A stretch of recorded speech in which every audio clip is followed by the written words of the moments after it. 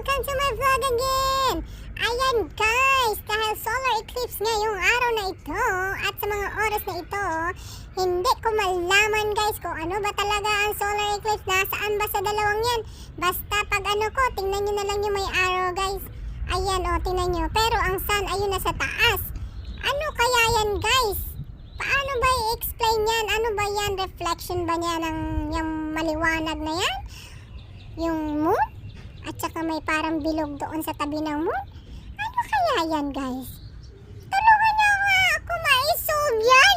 Nahihirapan na ako. Hindi ko alam kung anong iisipin ko dyan. Kung ano ba talaga yan guys? Ay nako talaga tong solar eclipse na to. Ang sakit-sakit na ng mata ko kasi wala akong sunglasses para dyan sa ano na yan. Oh, di ba? Tapos yan ang nakukunan ko eh. Ay nako talaga. Ang dami ng problema sa Pilipinas at dito sa ano. Ayan pa iniisip ko. Kung paano naging ganyan yan. Ay nako, ambot. Sa langaw na may bangs talaga. O yan guys ha. Kayo na bahala dyan humusga kung ano ba talaga yan. O di ba? Oh, ayan.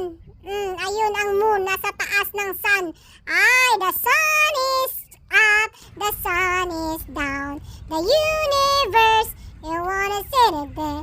I'm glad you came. I'm glad you came. Thank you guys for watching. Bye-bye.